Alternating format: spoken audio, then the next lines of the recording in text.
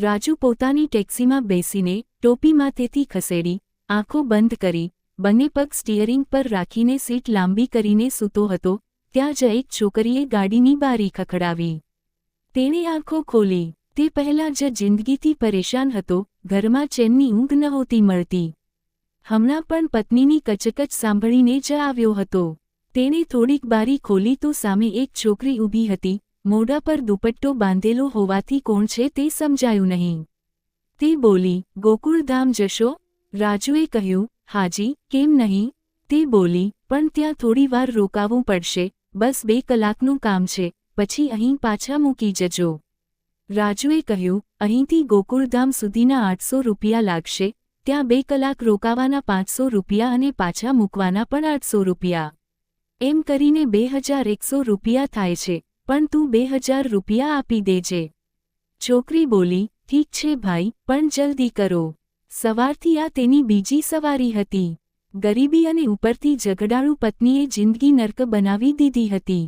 રાજુએ taxi start કરી અને ગોકુળધામ તરફ ચાલી નીકળ્યો. થોડીવાર પછી છોકરીનો મોબાઈલ રણક્યો. તેણે ફોન ઉઠાવીને કહ્યું, શું છે શેઠ? પોતાના જજબાત પર કાબૂ નથી રાખી શકતા? કહ્યું હતું કે પહોંચી રહી છું, વારંવાર ફોન કરીને દિમાગ ખરાબ ન કરો. આ કહીને તેણે ફોન કાપી નાખ્યો. પછી બબ્બી, સાલો કમીનો, પૈસા આપી દીધા તો સમજે છે કે સ્ત્રી તેની જાગીર થઈ ગઈ. પછી રાજુને બોલી, તારી ફટફટિયા ઝડપથી ચલાવ ભાઈ, પેલા કીડાને ચેન નથી આવતું. રાજુને અંદાજ આવી ગયો કે આ છોકરી કયા કામથી જઈ રહી છે. લગભગ અડધા કલાકમાં તેણે દુપટ્ટો બાંધેલી છોકરીને તેની મંજિલ પર ઉતારી દીધી. રાતનો સમય હતો એટલે રસ્તા પર વધુ ગાડીઓ નહોતી. છોકરી બોલી, તું અહીં જ ઊભો રહે, હું 2 કલાકમાં આવી જઈશ. આ કહીને તે ઉપર ઇમારત તરફ જોવા લાગી અને પછી અંદર ચાલી ગઈ. રાજુએ ઊંડો શ્વાસ લીધો અને ફરી આંખો બંધ કરી લીધી.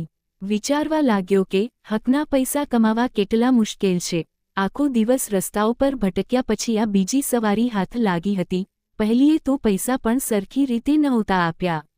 વળી ટેક્સી પણ જૂની હતી, તેના બાપના જમાનાની કાળી પીળીએ જ જૂની ગાડી. તેની ઉંમર લગભગ 35 હતી, 2 બાળકો હતા, રાજુની પત્ની હતી અને રોજનો એ જ ઝઘડો, રડવું કકળવું.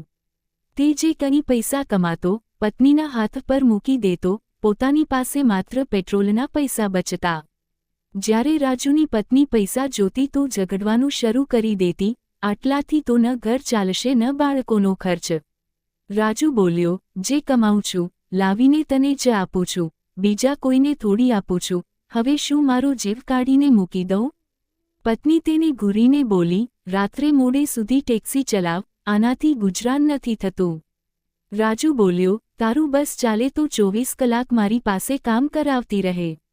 ખાવાનું મળશે કે નહીં? પત્ની બોલી, ઊભો રહે, હમણાં આપું છું.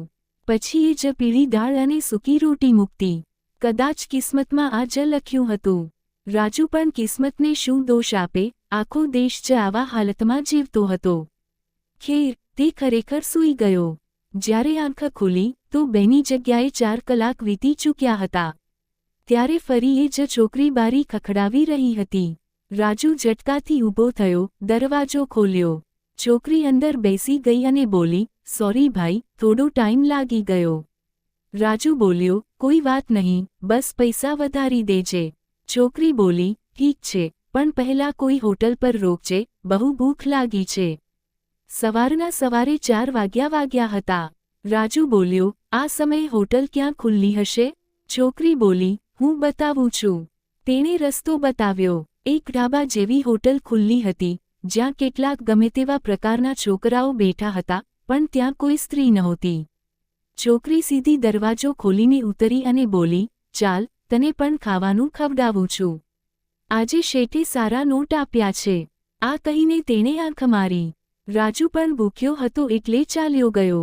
ત્યાં ગંદુ ટેબલ હતું, સામે 2 જૂની ખુરશીઓ. છોકરી બેસી ગઈ અને પાસે ઊભેલા છોકરાને અવાજ દીધો, એ છોકરા. લગભગ 12 વર્ષનો છોકરો હતો, ગંદા કચરાવાળા કપડાં પહેરેલો, પોતાના રૂમાલથી ટેબલ સાફ કર્યું અને બોલ્યો, હા દીદી, શું ખાશો? છોકરી બોલી, છોલે ભટુરેની 2 પ્લેટ લાવ, ગરમ લાવજે, ગઈ વખતે ઠંડા લાવ્યો હતો, મજા નહોતી આવી.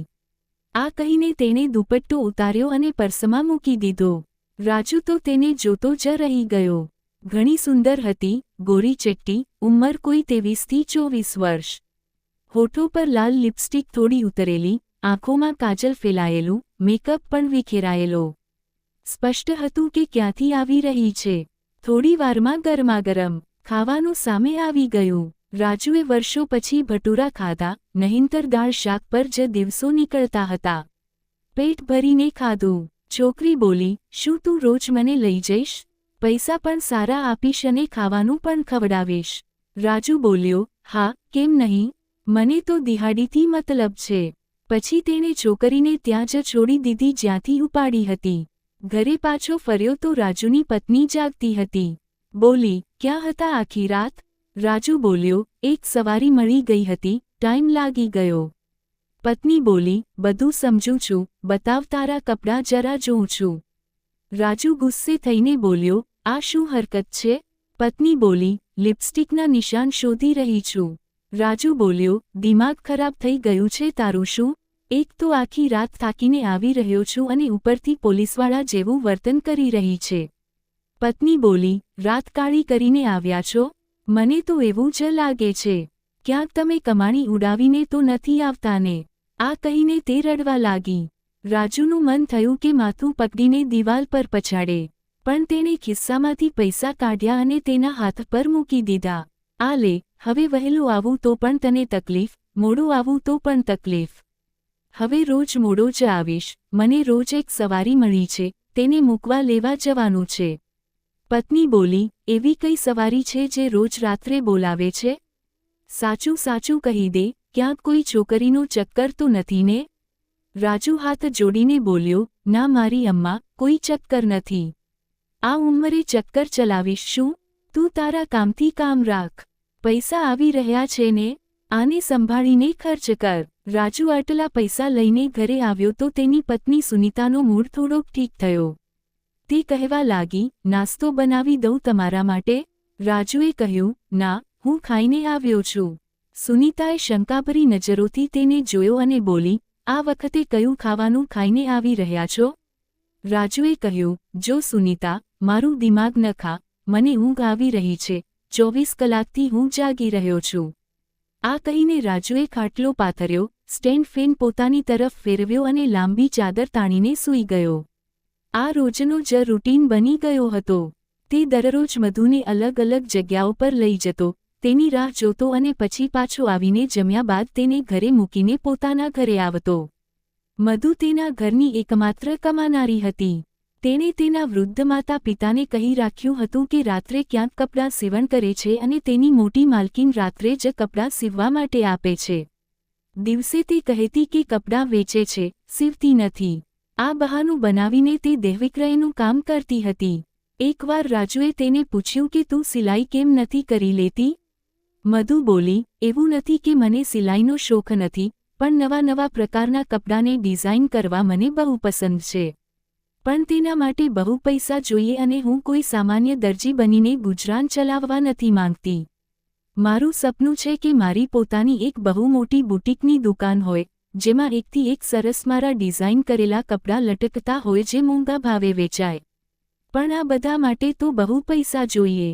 આ નાની મોટી દુકાન ખોલીને સિલાઈ કરીને મળે જ શું છે? 4 કલાકમાં એક ડ્રેસ સીવું છું અને બહુ મુશ્કેલીથી 500 રૂપિયા, 700 રૂપિયા બને છે અને અહીં 4 કલાકમાં 1000 રૂપિયા, 1500 રૂપિયા અને જો શેઠ ખુશ થઈ જાય તો 2500 રૂપિયા પણ આપી દે છે. રાજુ બોલ્યો, પણ આ બધી પાપની કમાણી છે. મધુ બોલી, શું કરું? કહે, બાપની કમાણીથી જ સાચું, પણ ઓછામાં ઓછું ઘર તો ચાલે છે. ઘરમાં 4 નાની બહેનો છે. જો હું આ બધું ન કરું તો તેમનામાંથી કોઈ એકને આ બધું કરવું પડશે. પપ્પાને દમની બીમારી છે, માને હૃદયની બીમારી છે, બહુ મોંઘી દવાઓ આવે છે, ડોક્ટરનો ખર્ચ અલગ છે, પૈસા આવે છે અને તરત જ જતા રહે છે. જો એકવાર મોટો પૈસો હાથ લાગી જાય તો હું આ ધંધો છોડી દઈશ. હું કોઈ ખુશી ખુશી આ કામ નથી કરી રહી. ઉલટું, હું તો પહેલાં આવું ક્યારેય વિચારતી પણ નહોતી. પણ પછી એક દિવસ મારી મજબૂરીનો ફાયદો ઉઠાવીને કોઈએ મને આ દલદલમાં ધકેલી દીધી અને પછી હું જાતે જ આ દલદલમાં ઘૂસતી ચાલી ગઈ, કારણ કે ઘરની જવાબદારીઓએ મને આ ગંદકીમાંથી બહાર નીકળવા જ ન દીધો. મેં પણ વિચાર્યું કે એકવાર કોઈ એવી મોટી રકમ હાથ લાગી જાય જેનાથી હું મારું સપનું પૂરું કરી શકું, જેનાથી મારી સારી કમાણી શરૂ થઈ જશે તો હું આ બધું છોડી દઈશ. ખરેખર, દરેકના પોતપોતાના દુઃખ હતા, એ જ ગરીબી, એ જ તંગી. સાચું કહીએ તો, રાજુને પણ એ છોકરી પાસેથી સારા એવા પૈસા મળતા હતા. જો કે તેનું પેટ્રોલ માત્ર 200 રૂપિયાનું લાગતું હતું, પણ ઉપરના 2000 રૂપિયા મધુ તેને અલગથી આપતી હતી. ક્યારેક ક્યારેક ખુશ થઈને 3000 રૂપિયા પણ આપી દેતી હતી. સુનીતા પણ હાલમાં રાજી હતી. ક્યારેક ક્યારેક તેને રાજુના ચારિત્ર્ય પર શંકા થતી હતી, પણ તે જાણતી હતી કે રાજુ એવો માણસ નથી અને સાચું પણ એ જ હતું. એકવાર દિવસે રાજુને એક વિદેશી સ્ત્રી અને વિદેશી પુરુષની સવારી મળી ગઈ. તે બંને એરપોર્ટ પરથી આવી રહ્યા હતા. રસ્તામાં તેમની ટેક્સી ખરાબ થઈ ગઈ અને એ જ વખતે રાજુની ટેક્સી ત્યાં ઊભી હતી. મજબૂરીમાં તે બંને રાજુની ટેક્સીમાં બેસી ગયા. જો કે તૂટેલી ફૂટેલી ટેક્સીમાં બેસવું તેમની શાનની વિરુદ્ધ હતું, પણ મજબૂરી હતી એટલે કરવી પડી. રાજુએ તેમને એક હોટલમાં છોડ્યા. રસ્તામાં ગાડીમાં બેઠેલા તેમની વાતો સાંભળીને રાજુ સમજી ગયો હતો કે તેઓ શું વાત કરી રહ્યા છે, કારણ કે તેઓ અડધી તૂટેલી ફૂટેલી હિન્દી અને અડધી ઇંગ્લિશમાં વાત કરી રહ્યા હતા. તે બંને પતિ પત્ની હતા અને નિસંતાન હતા. તેમને બાળક જોઈતું હતું. તેમની વાતો સાંભળીને રાજુના દિમાગમાં એક આઈડિયા આવ્યો. તેણે આ વાત મધુને કહી અને સિગારેટ પીતા બોલ્યો, સારી રીતે વિચારી લે મધુ, આનાથી સારો મોકો તને ફરી નહીં મળે. જો તું આ કામ કરીશ ને તો તને આ દલદલમાંથી નીકળવાનો મોકો પણ મળી જશે અને તારું સપનું પણ પૂરું થઈ જશે અને તારા ઘરની બધી જરૂરિયાતો પણ આરામથી પૂરી થઈ શકશે. મધુ વિચારમાં પડી ગઈ અને બોલી, આ બહુ મુશ્કેલ અને જોખમી કામ છે. આ એવું કામ છે જેને હું કોઈનાથી છુપાવી પણ નહીં શકું. તું જાણે છે જો પપ્પાની બીમારીનો મામલો ન હોત તો કદાચ હું આ કામ પણ કરતી જ નહીં. રાજુ બોલ્યો, જો માત્ર થોડા મહિનાઓની વાત છે. એ લોકો મું માંગી રકમ આપવા તૈયાર છે અને આવો મોકો વારંવાર નથી મળતો. 3 થી 4 મહિના સુધી તો ઘરવાળાઓને કંઈ કહેવાની જરૂર જ નથી. ત્યારબાદ તું કહી દેજે કે તારી નોકરી બીજા શહેરમાં લાગી ગઈ છે. બાકીના મહિના હું સંભાળી લઈશ. મધુએ બંને હાથોથી પોતાનું માથું પકડી લીધું. પછી રાજુને જોઈને બોલી, પણ તું મને ક્યાં રાખીશ અને કઈ હેસિયતથી? રાજુ બોલ્યો, કોઈ પણ હેસિયતથી નહીં, કોઈને કોઈ બહાનું બનાવી દઈશ, તું ફિકર ન કર. બસ આ સોનેરી મોકો હાથમાંથી જવા ન દે. મધુ બોલી, બાકી બધું તો ઠીક છે, પણ આ લોકો વિદેશી છે એટલે દિલ નથી માનતું. રાજુ બોલ્યો, લોકો વિદેશી હોય કે પોતાના, શું ફરક પડે છે? વિચારી લે સારું. અહીં પૈસા ડોલરમાં મળશે, તારા દિવસો બદલાઈ જશે અને તારી સાથે મારા પણ. હું 25% લઈશ અને પછી તારો કયો કોઈ સાફ સુથરો રેકોર્ડ છે, તારા બધા રહસ્યો મને ખબર છે. મધુ બોલી, એ બધું અલગ વાત છે, આ અલગ વાત છે. આ બહુ જોખમી અને મુશ્કેલ કામ છે. રાજુ બોલ્યો, જો એક રાત માટે તને 20,000 રૂપિયા કે 25,000 રૂપિયા કે 22,000 રૂપિયાથી કોઈ વધારે નહીં આપે. અને આ લોકો તને ડોલરમાં તોલી દેશે. જાણે છે ને આ વખતે ડોલરની કિંમત કેટલી વધી ગઈ છે? ત્યાંનો 1 રૂપિયો અહીંના 88 રૂપિયાથી પણ ઉપર છે. રાજુની વાત સાંભળીને મધુ વિચારમાં પડી ગઈ અને આખરે રાજી થઈ ગઈ. બીજા જ દિવસે રાજુ એ જ હોટલમાં ગયો જ્યાં તે વિદેશી સ્ત્રી અને વિદેશી પુરુષ રોકાયેલા હતા. તેમના રૂમની સામે જઈને તેનું હૃદય જોર-જોરથી ધડકવા લાગ્યું. તેણે દરવાજા પર દસ્તક આપી. દરવાજો વિદેશી સ્ત્રીએ ખોલ્યો. તેણે રાજુને ઓળખી લીધો અને પૂછ્યું, શું કામ છે? રાજુ બોલ્યો, મારે તમારા બંને સાથે વાત કરવી છે, તમારી સમસ્યાનો ઉકેલ મારી પાસે છે. વિદેશી સ્ત્રીએ તેના પતિને બોલાવ્યો. બંનેએ હેરાનીથી રાજુને જોયો અને પછી રૂમમાં આવવા દીધો. રાજુએ કહ્યું, હું એક એવી છોકરીને જાણું છું જે તમારું બાળક પેદા કરી શકે છે. બદલામાં તમારે બસ પૈસા આપવા પડશે. આ સાંભળીને વિદેશી સ્ત્રી અને વિદેશી પુરુષ બહુ ખુશ થયા અને બોલ્યા, અમને એ છોકરી સાથે મળાવી દો, અમે મું માંગી કિંમત આપીશું. આ સાંભળીને રાજુની આંખો ચમકી ઉઠી. મધુની સાથે સાથે તેની પણ બધી મુશ્કેલીઓ હલ થઈ શકતી હતી. બીજા દિવસે રાજુ મધુને લઈને એ જ હોટલમાં પહોંચ્યો. ત્યાં વિદેશી સ્ત્રી અને વિદેશી પુરુષે બધી વાતો મધુને સમજાવી. મધુને આ કામમાં કોઈ તકલીફ ન દેખાઈ, ઉલટું આ કામ તો હવે તેને સહેલું લાગ્યું. બસ એક બાળક જતો પેદા કરવાનું હતું અને તે પણ એ વિદેશી પુરુષ સાથે કોઈ સંબંધ વિના.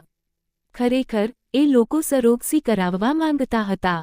વિદેશી સ્ત્રી બાળક ઈચ્છતી હતી, પણ ગર્ભધારણની તકલીફ સહન કરવા નહોતી માંગતી. એટલે તેમને એક એવી છોકરી જોઈતી હતી જે તેમનું બાળક પેદા કરે. આ કામ માટે મધુ રાજી થઈ ગઈ. વિદેશી સ્ત્રીએ કહ્યું કે તે આ કામ માટે મધુને $1 લાખ આપશે. આ સાંભળીને મધુ અને રાજુ બંનેની આંખો ફાટીની ફાટી રહી ગઈ. $1 લાખ બહુ મોટી રકમ હતી. 25% પણ જો રાજુને મળતા તો તેની તો આખી જિંદગી જ બદલાઈ જતી અને બધી સમસ્યાઓ આપોઆપ જ ખતમ થઈ જતી. મધુથી પહેલાં તો રાજુએ જ હા ભરી દીધી, અમને મંજૂર છે. મધુએ પણ હા ભરી દીધી. તે બંનેએ મધુને $5 લાખ એડવાન્સ આપ્યા અને કહ્યું, બાકીના પૈસા બાળક પેદા થયા પછી મળશે. તેઓ લોકો હોસ્પિટલનું સરનામું આપીને જતા રહ્યા અને રાજુ અને મધુ પરસ્પર પૈસા વહેંચવા લાગ્યા. મધુ કહેવા લાગી, જો મને આ બધા પૈસા મળી જશે તો હું આ ગંદકીથી ભરેલી જિંદગી છોડી દઈશ. રાજુ કહેવા લાગ્યો, જોઈ લીધું, મેં કહ્યું હતું ને આ વધારે મુશ્કેલ કામ નથી. તે કહેવા લાગી, મને તો એ સમજાતું નથી કે આવું કેવી રીતે થઈ શકે છે. કોઈ પુરુષ સાથે કોઈ સંબંધ વિના હું તેના બાળકની માં કેવી રીતે બની શકું? રાજુ કહેવા લાગ્યો, સાયન્સે ઘણી પ્રગતિ કરી લીધી છે, બહુ કંઈ થવા લાગ્યું છે. મધુ કહેવા લાગી, ખેર, જે પણ હોય, હું આ કામ માટે રાજી છું, પણ જો તું મારો છેવટ સુધી સાથ આપીશ. રાજુ કહેવા લાગ્યો, કેમ નહીં, હું તારો સાથ જરૂર આપીશ. મધુ કહેવા લાગી, જો આવા 2-4 ગ્રાહકો બીજા મળી જાય તો અમારા તો ભારે ન્યારે થઈ જાય. ખેર, બંને બહુ ખુશ હતા. બીજા જ દિવસે રાજુ મધુને હોસ્પિટલ લઈને ગયો. બસ એક નાનકડું ઓપરેશન ટાઈપ કરવામાં આવ્યું. મધુને બહુ ડર લાગી રહ્યો હતો. પહેલીવાર એવું થયું હતું કે તેણે રાજુનો હાથ પકડ્યો હતો. તે ઝટકો ખાઈને રહી ગયો હતો, કારણ કે તે બહુ સુંદર છોકરી હતી, પણ આજ સુધી ક્યારેય રાજુએ પોતાની પત્ની સિવાય કોઈ છોકરીને સ્પર્શ નહોતો કર્યો. અને તે તેનો હાથ પકડીને બેઠી હતી. તે કહેવા લાગી, રાજુ, મને ડર લાગી રહ્યો છે. તે કહેવા લાગ્યો, ડર કેમ લાગી રહ્યો છે? જો, કંઈ નહીં થાય. એમ પણ ડૉક્ટર રીના આવું કામ બેહોશ કરીને કરે છે. તે કહેવા લાગી, તો પણ ડર લાગી રહ્યો છે. રાજુ કહેવા લાગ્યો, એ કામ કરતાં તો આ કામ વધારે સારું છે જે તારે મજબૂરીમાં કરવું પડે છે. મધુએ એક ઊંડો શ્વાસ લીધો. જ્યારે તેનો વારો આવ્યો તો તે રાજુને જ જોઈ રહી હતી. કહેવા લાગી, હું મરી તો નહીં જાઉં ને? રાજુ કહેવા લાગ્યો, નહીં, મારી પત્નીએ 2 બાળકો પેદા કર્યા છે, હટ્ટી કટ્ટી છે, પૂરી સાંઢ બની ચૂકી છે. જ્યારે તે ન મરી તો તને શું થશે? કંઈ નહીં થાય. ખેર, મધુ જતી રહી હતી. થોડા કલાકોની પ્રોસેસ હતી જે થઈ ચૂકી હતી, પણ 9 મહિના એક લાંબો સમયગાળો હતો.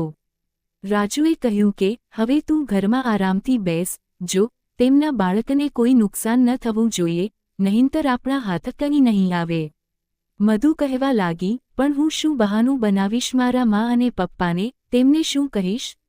તે કહેવા લાગ્યો, કહી દેજે કે તારી માલકીન વિદેશ ચાલી ગઈ છે, પણ તને પૈસા બરાબર મોકલતી રહેશે, બસ સીધી વાત છે. મધુ પોતાના ઘરમાં જ રહેવા લાગી હતી. 2-3 મહિના વીતી ચૂક્યા હતા, પણ તેનું અસ્તિત્વ હવે થોડું વધવા લાગ્યું હતું, એટલે તેણે રાજુને કહ્યું કે, કંઈ પણ કર, મને અહીંથી લઈને જા. રાજુએ પોતાના મિત્ર પાસેથી એક રૂમ ભાડે લીધો, જે શહેરથી થોડો દૂર હતો અને રૂમ પણ છત પર હતો. ત્યાં મધુને ત્યાં લઈ આવ્યો. મધુએ પોતાના ઘરે એ જ બહાનું બનાવ્યું કે તેની માલકીન તેને બીજા શહેર બોલાવી રહી છે. 5-6 મહિના તેણે ત્યાં કામ કરવું પડશે, ત્યારબાદ તે પાછી આવી જશે. તેના ઘરવાળાઓની પણ મજબૂરી હતી, તેમણે આ વાતની પરવાનગી આપી દીધી. જ્યારે પૈસા ખતમ થઈ ગયા તો રાજુએ જ જોનને ફોન કર્યો હતો કે પૈસા ખતમ થઈ ગયા છે અને ડૉક્ટરના ઈલાજ માટે તેને પૈસાની જરૂર છે. તે બંને પતિ પત્ની પાછા જઈ ચૂક્યા હતા. તે કહી રહ્યા હતા કે તેઓ સંપર્કમાં રહેશે. જોને રાજુના અકાઉન્ટમાં 5 રૂપિયા લાખની રકમ વધારે જમા કરાવી દીધી, પણ તે પૈસા બંનેએ ખર્ચ નહોતા કર્યા. એ પૈસાથી રાજુ ફળ, ફ્રૂટ, મેવા, સારીથી સારી ખોરાક લાવીને મધુને આપતો હતો, જેથી તે સારું ખાય અને તેમનું બાળક પણ સ્વસ્થ પેદા કરે. પણ જેમ જેમ સમય વીતી રહ્યો હતો, મધુને ડર લાગવા લાગ્યો હતો. એકવાર રાત્રે તે રાજુને કહેવા લાગી, તું અહીં સૂઈ જઈશ મારી સાથે? આ સાંભળીને તે પૂરો ઉછળીને રહી ગયો. તે કહેવા લાગ્યો, જો છોકરી, બાકી બધું તો ઠીક છે, પણ આ વાળું કામ હું નહીં કરી શકું. હું ગુનાહની જિંદગી નથી ગુજારતો. મારી પત્ની જેવી પણ છે, જાડી છે, પણ મારા માટે તે જ સાચી છે. તે કહેવા લાગી, મારી સાથે વધારે સારા ખરાબની વાત ન કર.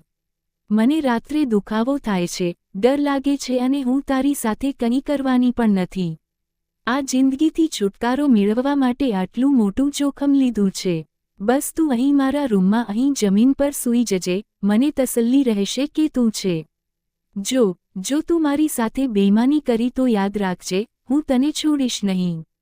તારી ખાતર હું બીજા કોઈનું બાળક પેદા કરી રહી છું. રાજુ કહેવા લાગ્યો, એ છોકરી, મારી ખાતર નહીં, પૈસાની ખાતર. મધુ કહેવા લાગી, જે હોય, પણ જો આપણે બંને પાર્ટનર છીએ, તારે મારો સાથ આપવો પડશે. તે કહેવા લાગ્યો, સારું ઠીક છે, કરું છું કંઈક બહાનું. તેણે પોતાની પત્નીને કહ્યું કે તે થોડા દિવસો માટે શહેરથી બહાર જઈ રહ્યો છે, કારણ કે મધુને 8મો મહિનો લાગી ચૂક્યો હતો. વારંવાર તેને દુખાવો થતો હતો અને તેને એ જ વખતે રાજુની અને તેની ટેક્સીની જરૂર પણ થતી હતી. જ્યાં રાજુએ તેને રાખી હતી, તે જગ્યા પણ શહેરથી દૂર હતી. સુનીતા કહેવા લાગી, શહેરથી બહાર તું શું કરવા જઈ રહ્યો છે? આટલા પૈસા છે તારા ખિસ્સામાં? તેણે થોડા રૂપિયા 1000 રૂપિયા સુનીતાના હાથ પર મૂક્યા. કહેવા લાગ્યો, આ રાખી લે અને સાવધાનીથી ઉપયોગ કરજે. મને એક નવા કામની ઓફર મળી ગઈ છે. હું 1 થી 1.5 મહિના પછી ઘરે આવીશ અને ત્યારબાદ પૈસા જ પૈસા મળશે. પ્રાર્થના કરજે કે એ કામ યોગ્ય રીતે પૂરું થઈ જાય. તે કહેવા લાગી, એવું પણ કયું કામ છે? કહેવા લાગ્યો, મુંબઈમાં એક મોટી વર્કશોપ પર મને કામ મળી રહ્યું છે. બસ 1.5 મહિનાનું કામ છે, ત્યારબાદ મારી નોકરી પાકી થઈ જશે. પહેલાં તો સુનીતા એક નજર રાજુને જોતી રહી અને ક્યારેક પૈસાને જોતી. પછી માની ગઈ. રાજુનો જીવ જેમ તેમ છૂટ્યો. પછી તે મધુ પાસે આવીને રહેવા લાગ્યો. રાજુના મિત્રએ ઘણીવાર પૂછ્યું કે તે કઈ છોકરીને એ ઘરમાં રખાવી છે, કારણ કે ઘરનું આયોજન તો હવે રાજુના મિત્રએ જ કર્યું હતું. તે પણ ટેક્સી ચલાવતો હતો. કોઈ જાણકારને કહીને તેણે ઘરની છત પર એક રૂમ લઈને આપી દીધો હતો. રાજુ કહેવા લાગ્યો, બસ છે કોઈ મજબૂર સ્ત્રી. તેનો પતિ વિદેશ ગયો છે. થોડા મહિના પછી આવશે તો તેને લઈ જશે. પણ જ્યારે રાજુને પણ ત્યાં રહેવું પડ્યું તો તેનો મિત્ર થોડો શંકાથી ભરાઈ ગયો. બીજી તરફ જેમ જેમ સમય નજીક આવી રહ્યો હતો, મધુ ભયભીત થવા લાગી, કારણ કે પહેલીવાર તેને કોઈનું બાળક પેદા કરવાનું હતું.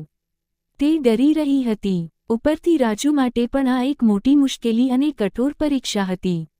એક સુંદર છોકરી સાથે એક રૂમમાં કોઈ સંબંધ વિના રહેવું. રાત્રે જેટલા ભજન તેને યાદ થતા હતા, આંખો બંધ કરીને તે મનમાં ગાતો રહેતો હતો અને સૂવાની કોશિશ કરવા લાગતો હતો, કારણ કે જ્યાં એક પુરુષ હોય છે અને એક સ્ત્રી હોય છે, તો ત્રીજો શેતાન જરૂર હોય છે અને શેતાની ખ્યાલો મનુષ્યની ચેન છીનવી લે છે. આજકાલ રાજુ સાથે પણ એવું જ કંઈક થઈ રહ્યું હતું. જ્યારે પણ મધુ દર્દથી કણસતી તો તરત જ રાજુને જગાડવા લાગતી, તેને પોકારવા લાગતી. તે તરત જ ઉઠીને બેસી જતો. મધુ તેને કહેતી, અહીં આવ, મને બહુ વધારે દુખાવો થઈ રહ્યો છે. મને ડોક્ટર પાસે લઈને જા. રાજુ માટે આ વસ્તુ કોઈ નવી નહોતી. સુનીતા સાથે પણ આ થઈ ચૂક્યું હતું. એટલે તે તેને સમજાવવા લાગતો કે એવું કંઈ નથી, તું ખોટે ખોટી ગભરાઈ રહી છે, ડરી રહી છે.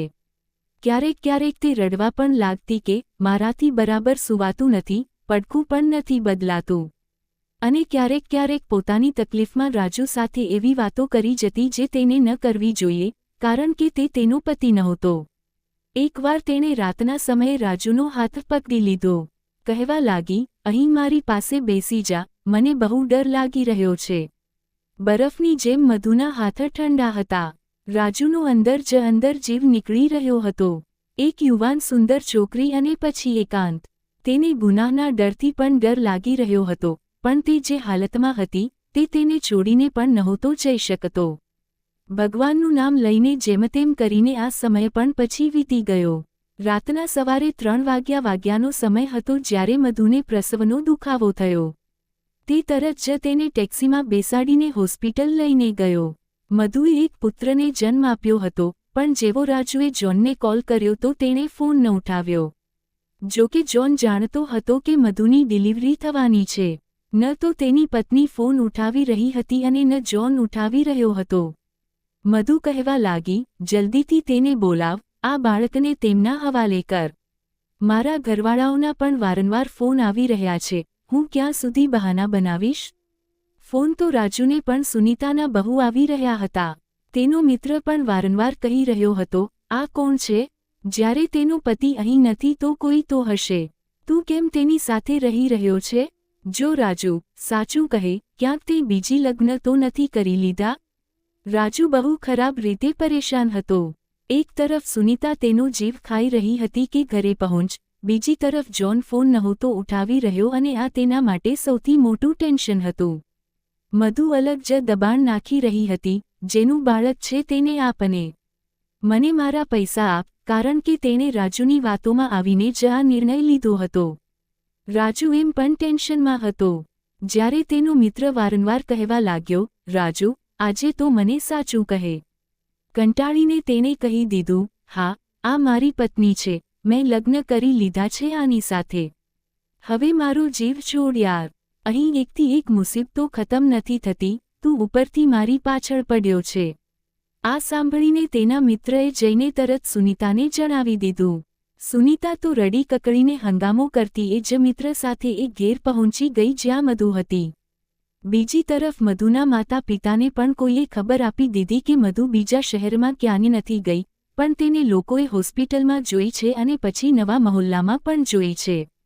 સમય કંઈક એવો હતો કે બંનેના ઘરવાળા એક સાથે જ પહોંચી ગયા. એ વખતે રાજુ બાળકને ચૂપ કરાવવાની કોશિશ કરી રહ્યો હતો, ત્યારે જ સુનીતા અને મધુના માતા પિતા સીડીઓ ચડતા તેના નાના ઘરમાં પહોંચી ગયા. તેમને જોઈને તો રાજુનો જીવ સુકાઈ ગયો. સુનીતા પોતાને પીટવા લાગી, હાય, મારી જિંદગી બરબાદ કરી દીધી તે. મને પહેલાં જ શંકા હતી, તું જે કમાય છે બીજી સ્ત્રી પર ઉડાવે છે અને એ જ નીકળ્યો. રાજુ કહેવા લાગ્યો, આ મારી પત્ની નથી. તો સુનીતા ચીખી, તો શું લગ્ન વિના બાળક પેદા કરી લીધું? રાજુએ બાળક મધુને પકડાવ્યું અને બોલ્યો, આ તેનું બાળક છે. મધુના માતા પિતા કહેવા લાગ્યા, આ કોણ છે? તું તો કહી રહી હતી કામના સિલસિલામાં જઈ રહી છે, તો આ માણસ કોણ છે? અને આ બાળક કોનું છે? મધુ ચૂપચાપ બેસીને રાજુ તરફ જોઈ રહી હતી કે હવે તે શું બોલે. આ બાળક તેનું તો નહોતું, પણ સામે જીવતું સત્ય હતું જેનાથી મોં નહોતી ફેરવી શકતી. તેની માં રડવા લાગી, બતાવતી કેમ નથી આ બાળક કોનું છે? મધુએ રાજુ તરફ ઇશારો કરીને કહી દીધું, આ તેનું બાળક છે. રાજુ હેરાનીથી તેને જોવા લાગ્યો. તે તો વિચારતો હતો કે મધુ સાચું જણાવીને તેનો જીવ બચાવી લેશે, પણ તેના જૂઠું બોલવા પર ગુસ્સાથી મધુને ઘૂરવા લાગ્યો. આ કેમ જૂઠું બોલી રહી છે? કેમ મારો જીવ આ ડાકણના હાથે ખતમ કરાવવા માંગે છે? મધુ બોલી, આ મારો પતિ છે અને આ એનું જ બાળક છે. રાજુ ચીખ્યો, જૂઠું ન બોલ, સાચું જણાવી દે, નહીંતર આ મારી પત્ની મને કાચો ચાવી જશે. પણ મધુ બોલી, હું સાચું કહી રહી છું, આ એનું જ બાળક છે. મધુના માતા પિતા બોલ્યા, જો લગ્ન કરવા હતા તો અમને જણાવીને પણ તો કરી શકતી હતી ને. મધુએ કહ્યું, આને જ મને ના પાડી હતી કે અત્યારે ચૂપચાપ લગ્ન કરી લઈએ, કારણ કે તેની પત્ની તેને છોડશે નહીં. રાજુની પત્ની સુનીતાએ તેનો ગરબડ પકડી લીધો અને બોલી, કમીના, મને પહેલાંથી જ તારા પર શંકા હતી. રાતભર આ સ્ત્રી સાથે મોઢું કાળું કરી રહ્યો હતો અને પછી લગ્ન પણ કરી લીધા. મારી સાથે જૂઠું બોલ્યો કે તારી કમાણી ઓછી છે અને એ શા સ્ત્રી સાથે કરી રહ્યો હતો. રાજુ તો બિચારો પોતાના વાળ જ તોડવા તૈયાર હતો. તે બહુ ખરાબ રીતે ફસાઈ ચૂક્યો હતો. જે રડવું કકળવું અને તમાશો થવાનો હતો તે થઈ ચૂક્યો હતો. સુનીતા પણ કોઈ સંપન્ન ઘરથી નહોતી આવતી કે તે રાજુને તલાક આપીને પોતાના બાળકોને ક્યાંક બીજી જગ્યાએ રાખી શકે. તેની પાસે પણ કોઈ બીજો સહારો નહોતો અને બસ એટલે મજબૂરીમાં સુનીતાએ આ બધું માની લીધું. મધુ અને રાજુ પોતાના ઘરે પાછા ફર્યા, પણ સુનીતાએ અલગ રૂમમાં મધુને રોકી લીધી. તેણે રાજુને કહ્યું, ખબરદાર જો તું એ સ્ત્રી પાસે ગયો, અહીં રહે મારી પાસે. રાજુ કહેવા લાગ્યો, સુનીતા, હું સાચું કહું છું, આ છોકરી મારી પત્ની નથી. સુનીતા બોલી, હવે વધારે જૂઠું ન બોલ. રાજુ બોલ્યો, તારા માથાના સોગંદ. અને જેવો તેણે સુનીતાના માથા પર હાથ મૂક્યો, સુનીતાએ માથું ઝટકી દીધું. મારા સોગંદ ખાવાની જરૂર નથી. શું ઈચ્છે છે? હું મરી જાઉં અને તું એ ચૂડેલ સાથે ખૂબ મજાથી ફર.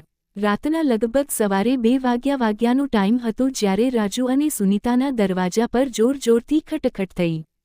દરવાજો સુનીતાએ ખોલ્યો તો સામે મધુ ઊભી હતી. મધુએ ગુસ્સામાં કહ્યું, થઈ ગયો તારો સમય પૂરો, ચાલ હવે રાજુને મારા રૂમમાં મોકલ. હવે મારો વારો છે. આ સાંભળીને સુનીતા દંગ રહી ગઈ. તે છોકરી બહુ તેજ તરાર હતી. બોલી, શું મતલબ છે તારો? મધુએ કહ્યું, અડધી રાત આ તારી સાથે સૂઈ જશે અને અડધી રાત મારી સાથે. હવે તું તેને સારી રીતે મોકલીશ કે પછી હું ખેંચું તારી ચોટી. અવાજ સાંભળીને રાજુની પણ આંખ ખુલી ગઈ. તે ઊઠીને દરવાજા સુધી આવ્યો તો બંનેમાં ઝઘડો ચાલી રહ્યો હતો. રાજુ બોલ્યો, શું તમાશો બનાવી રાખ્યો છે? મધુએ કહ્યું, ચાલ મારા રૂમમાં, હું જોઉં છું આ તને કેવી રીતે રોકે છે.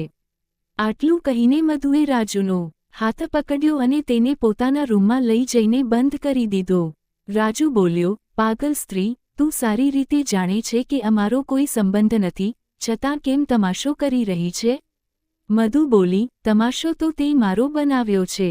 હું જેમ તેમ બધું સંભાળી રહી હતી, ઓછામાં ઓછું દુનિયાની સામે મારી ઇજ્જત તો હતી. આ બધું તારી વયે થયું છે. કાં તો તું મને એ પૈસા આપ જે તે નક્કી કર્યા હતા અને આ બાળકથી મારો જીવ જોડાવ. રાજુ બોલ્યો, હું ક્યાંથી આપું? હું તો પહેલાં જ કંગાળ છું. જોન મારો ફોન પણ નથી ઉઠાવી રહ્યો. મધુ બોલી, ઠીક છે, પછી મારી સાથે લગ્ન કરી લે અને આ બાળકને હવે તું પાળ.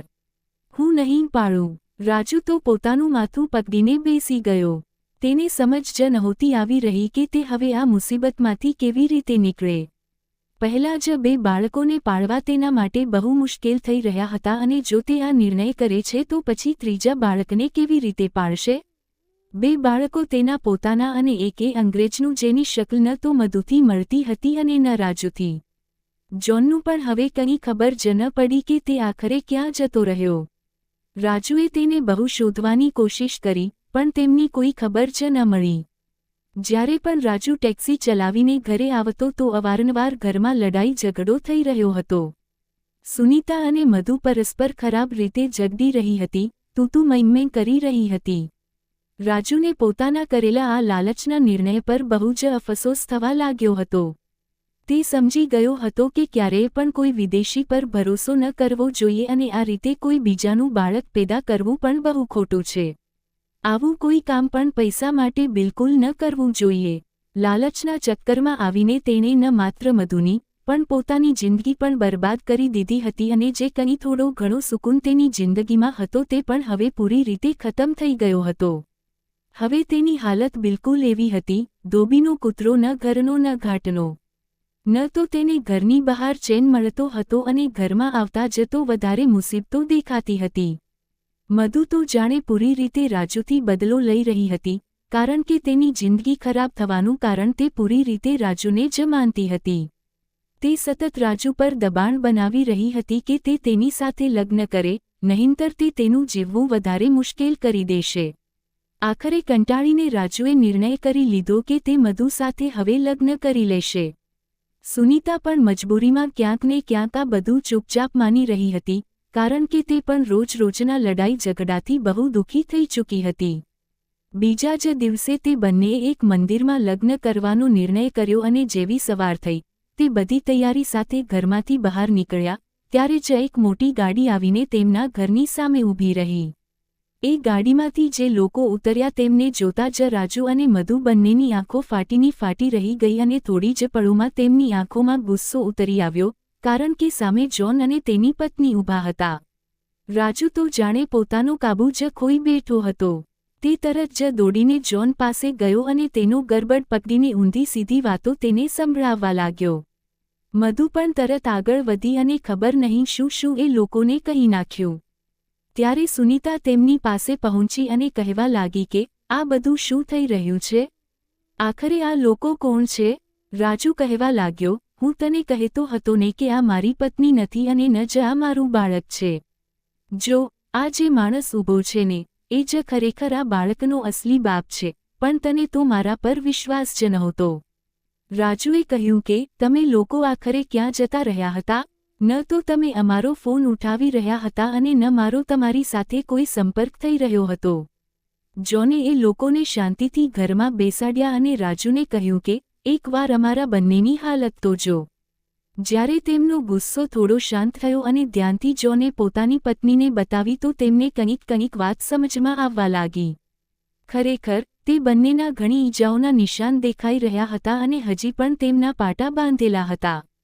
જ્હોન કહેવા લાગ્યો, અમારો એક બહુ જ ભયંકર એક્સિડન્ટ થઈ ગયો હતો, જેના કારણે અમે છેલ્લા ઘણા મહિનાઓથી હોસ્પિટલમાં જ એડમિટ હતા અને ત્યાં અમારો ઇલાજ ચાલી રહ્યો હતો. અમે કોઈની સાથે કોઈ પણ સંપર્ક કરી નહોતા શકતા.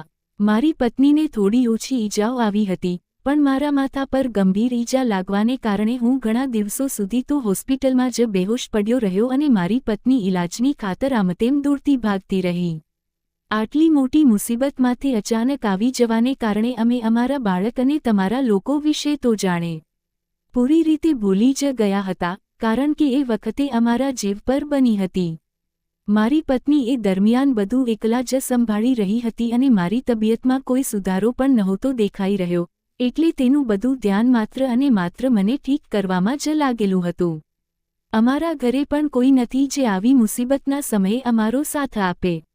બધું મારી પત્નીને એકલા જ હેન્ડલ કરવું પડ્યું અને હવે જ્યારે અમે થોડાક ઠીક થયા છીએ તો અમને તરત જ અમારા બાળક અને તમારા લોકોની યાદ આવી અને સીધી પહેલી ફ્લાઇટ પકડીને અમે અહીં આવી ગયા, કારણ કે અમને ખબર હતી કે તમે લોકો અત્યાર સુધીમાં બહુ વધારે પરેશાન થઈ ચૂક્યા હશો.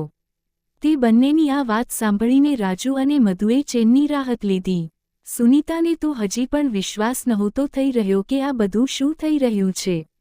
રાજુએ તરત જ મધુના માતા પિતા અને તેની બહેનોને પણ ઘરે બોલાવી લીધા અને તેમને પણ વિસ્તારથી બધું જણાવ્યું. રાજુએ કહ્યું કે તમારી દીકરીનું આ બાળક જરૂર છે, પણ આ કોઈ પણ ગમે તેવા તરીકેથી નથી. અને પછી રાજુએ તેમને સરોગસી વિશે બધું સારી રીતે સમજાવ્યું. એ લોકોને પણ વિશ્વાસ નહોતો થઈ રહ્યો કે સાયન્સે આટલી પ્રગતિ કરી લીધી છે કે આમ પણ કોઈ માણસ સંતાન મેળવી શકે છે, પણ આ સાચું હતું અને તેને જુઠલાવી નહોતું શકાતું. જ્હોન અને તેની પત્નીએ બાકીના જેટલા પૈસા બચ્યા હતા તે બધા રાજુ અને મધુને આપી દીધા અને પછી તેઓ હસતા ખુશી પોતાનું બાળક પોતાની સાથે લઈને જતા રહ્યા. આ બધા પછી રાજુ અને મધુ બંને જ કહેવા લાગ્યા કે અમે જે પણ કર્યું બહુ ખોટું હતું. લાલચમાં આવીને અમે ખોટું કામ કર્યું.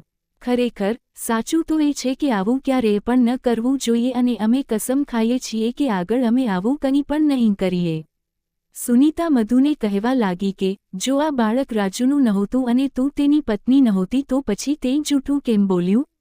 મધુ બોલી, મેં આ બધું માત્ર ગુસ્સા અને બદલો લેવા માટે કર્યું, કારણ કે આ કામ હું રાજુના કહેવા પર જ કરી રહી હતી અને જ્યારે મેં જોયું કે હું ખરાબ રીતે ફસાઈ ચૂકી છું તો એટલે તેને પાઠ શીખવા માટે મેં તેના પર જ બધી વસ્તુઓ નાખી દીધી.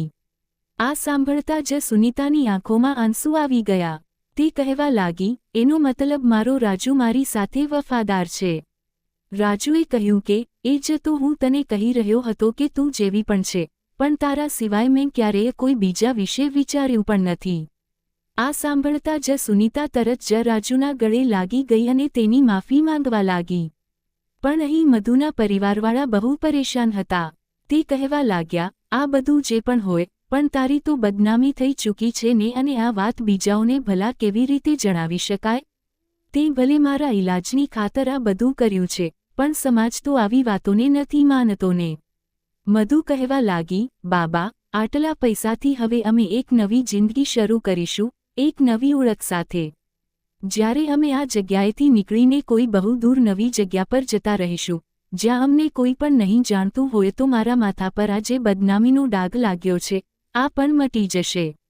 મધુના પરિવારવાળાઓને તેની આ વાત બિલકુલ ઠીક લાગી અને મધુએ બીજા જ દિવસે એ શહેર છોડી દીધું. ત્યાંથી નીકળીને તે ગુજરાત ચાલી ગઈ, જ્યાં પહોંચીને તેણે પોતાનો ખુદનો નવો બુટીક ખોલ્યો અને સાથે જ એક બહુ જ સુંદર બંગલો પણ ખરીદી લીધો. તેના પરિવારવાળા પૈસાની ચમક દમકમાં પાછલા ખરાબ ભૂતકાળને પૂરી રીતે ભૂલી ગયા અને એક શાનદાર જિંદગી જીવવા લાગ્યા. અહીં રાજુએ પણ ઘણી બધી ટેક્સીઓ ખરીદી લીધી. હવે તે ટેક્સી ચલાવતો નહોતો, પણ ડ્રાઈવર રાખીને પોતાની ખુદની ટેક્સીઓને તે ચલાવતો હતો, જેનાથી તેને ભાડાના પૈસા પણ મળતા હતા અને ટેક્સીઓ પણ તેની ખુદની જ હતી.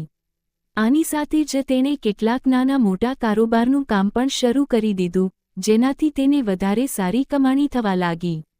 તેણે પણ પછી એક સુંદર ફ્લેટ ખરીદી લીધો અને બાકીના બચેલા પૈસા પોતાના બાળકોના નામ પર ફિક્સ કરી દીધા જેથી તેમનો અભ્યાસ અને લગ્નનો ખર્ચ સારી રીતે પતી જાય.